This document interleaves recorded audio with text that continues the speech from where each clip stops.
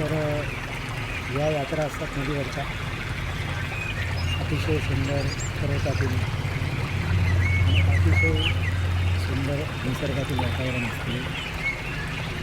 आणि अशा वातावरणामध्ये प्रवास करताना आपल्याला अतिशय प्रभावी नद्यांचे संगम, काही झरे, काही पाण्याचे असे झळकाट, पशुपक्ष्यांचे आवाज, ह्या सर्व गोष्टी माणसाला कर्णमधूर, संगीतमधूर आणि सहस्त्रदल कमलमधूर बनवत असतात. तर हेच जीवनाचे संगम.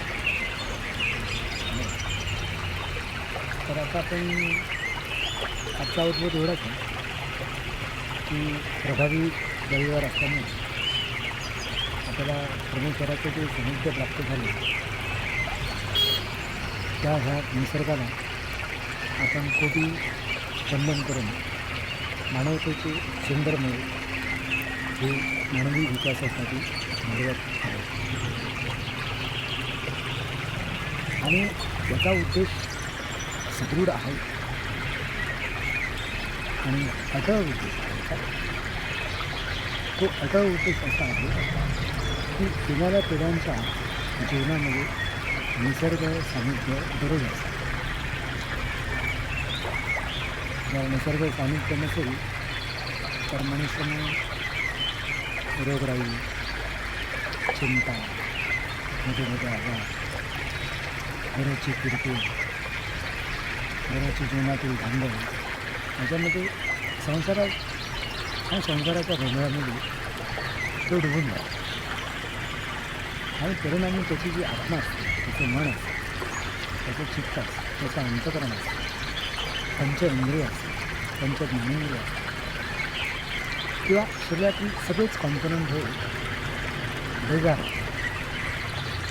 वास्तविक माणसाला अनंत काळापासून म्हणजे अगदी कच्छ अवतारापासून ते डायरेक्ट श्रीकृष्ण आणि आजचा कल्की आहे यापर्यंत मनुष्याला आयुष्य हे 300 वर्ष 400 वर्ष असं आयुष्य होतं. ते अकोलकोट स्वामी अवतारात तुम्ही पाहिलं की स्वामी 400 वर्ष ह्याच माणसाला शैल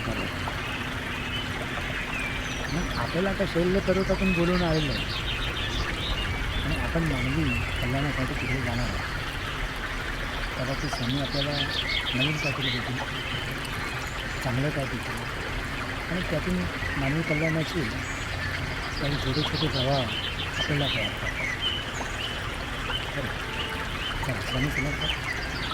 जय श्री शंकर, जय भारत माता.